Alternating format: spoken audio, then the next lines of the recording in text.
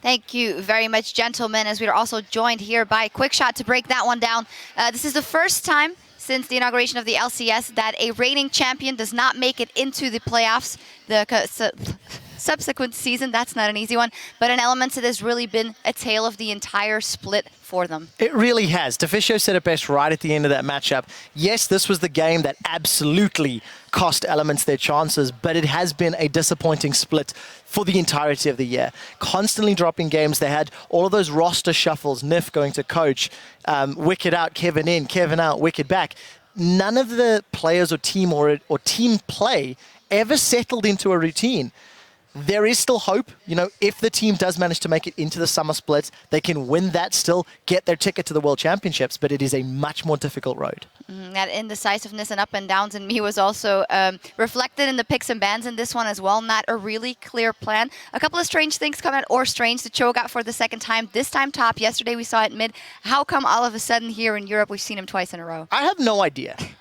You know, yesterday we saw Unicorns run it. Today, Fnatic throw in the top lane. Lissandra was available. And I just think to myself, what does Cho'Gath give you that Lissandra does not? Why would you run that champion? You know, super high cooldowns. Yes, there's true damage. Yes, there's HP.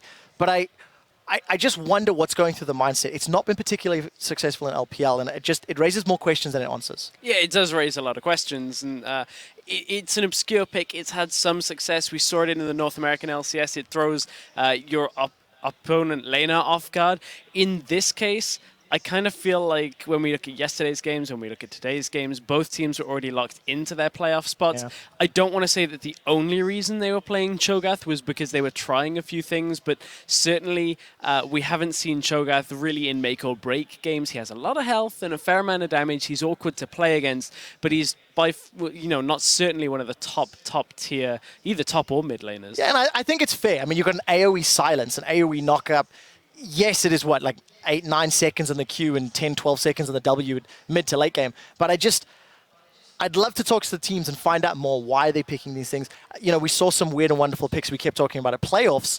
It just throws that spanner in the works. Was it good enough to ban? Should we be scared of it? Do we play against it in best of fives? Yeah, I mean, that's another little point there, but it was Huni that played it. Yeah. Huni's a player that, you know, is having a lot of fun here in Europe as well. Everybody's loving him for his Rumble, for, you know, now his Cho'Gath. Maybe we'll see that banned in the playoffs. Maybe it's another fear tactic out of Fnatic. A little bit of a mind game, but be it as it may, he still made it work, or they've made it work as a team. Turning to the side of Elements, a couple of things in there. The Aurelia for Wicked, kind of his fallback, love of his life champion there. And the Lee Sin for Shook coming out when I think there would have been better things available, knowing that Rek'Sai is banned in. Maybe go for that tank jungler, knowing that you want to pressure early, but it wasn't enough when Fnatic turned it on. And that's been one of the biggest problems here for Elements. Patch after patch, they've struggled to adapt, and 5.5 was the biggest real meta change that we've had in a very long time. They were reluctant to run a tank jungler. They've been reluctant to run tank top laners when it hasn't been Maokai. And, you know, they've been kind of forced onto almost second-tier picks. They're still strong on champions like Ahri, but, you know, they just haven't, as a team, brought their whole composition up to the top tier of current picks. Yeah, and I also think with this particular team composition, Elements put quite a clear focus on the skirmish in the pick game with the Ahri, with the Thresh, you know, even Sivir to initiate, catch somebody off guard, and then proceed to take objectives. If you go look at the play of this particular match during the second Dragon, where Krepo was unable to catch Febiven, I feel that was a big turning point, because had Febiven been taken out, Elements could have got that Dragon despite it being a risky call, and they could have regained some map presence. But unfortunately, their pick-heavy style, when not finding picks, just got pulled apart by Fnatic and the more versatile team composition. Yeah, and Febiven in special also went on a complete tear on his LeBlanc in this one. Yeah. So taking a step back here for Elements, they come into this day, they see Giants beating the Wolves in that very first game of the day. The spirits run high, you got to keep your eye on this match, and then you get beaten quite hard by Fnatic, and now you got to wait and possibly play a tiebreaker versus Roccat to get that 7th place spot. How will that work in their mindset, knowing that they completely have to reset? Yeah, I think the question for the team is where do their objectives lie? Where are they visualizing? Because Krepo has said many, many times, his tweets recently last week saying how, you know, he wants to be on a team that is going to Worlds. He wants to be on a Worlds contender. As long as the team is all on that same page, they play their hearts out to lock in that 7th position. Guarantee they buy a month and a half to practice, to train, to adapt, which is something, as Stress highlighted, they've not done. If they are not on that same page and they don't win a tiebreaker, or they go to a promotion tournament and have to requalify, that's when you're going to see even more crack showing through. At the same time, neither team really is going to breathe a deep sigh of relief after a 7th place game, because neither Rocket nor Elements coming into this would have ever thought that they were in 7th, and they won't be happy. It'll be a teeny little consolation prize to stay in, but both are going to be unhappy. Yeah, they'll both not be what they've expected. No, it's not. And it's actually interesting. You mentioned the beautiful line. First team to win a split to not requalify for the subsequent split. Copenhagen Wolves, this will be the first time they're not in the promotion tournament. Great point. Thanks to Element's loss, Copenhagen Wolves have had to requalify for every LCS split.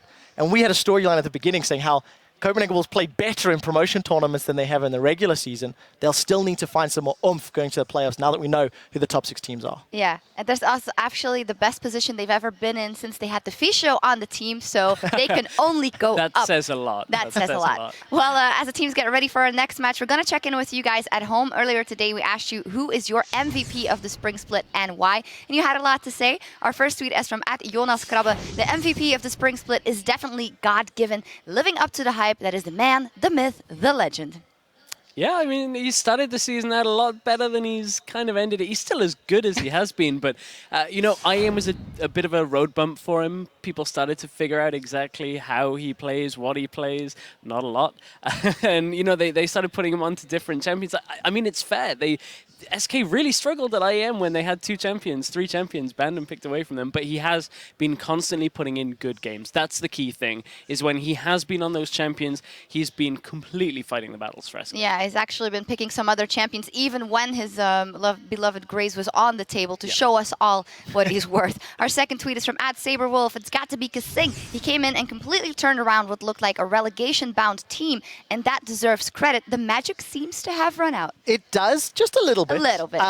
I was actually all aboard the H2K hype train for the longest time.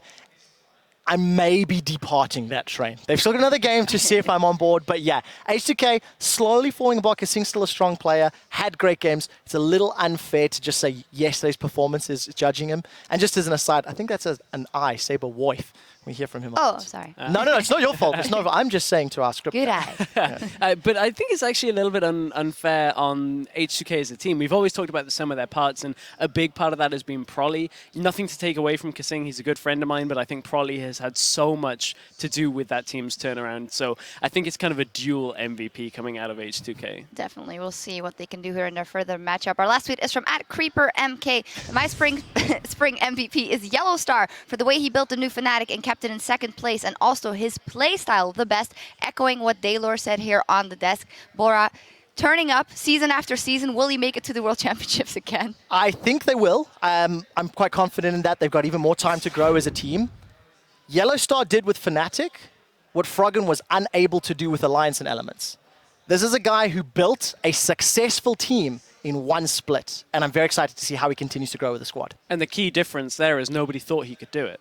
At the beginning of the season, everyone was like, man, Fnatic's a sinking ship. They're going down. It's all aboard the Elements hype train. Definitely. And, you know, it never pulled out of the station. Fnatic have been on fire. You could also argue the fact they had no pressure may have allowed them to play that way. They didn't look it up before the season either. They just laid low, they practiced, and they exploded onto the split here. Well, we appreciate you guys adding to the conversation, so be sure to stay in touch the entire show by tweeting @LL Esports and using that hashtag LCS.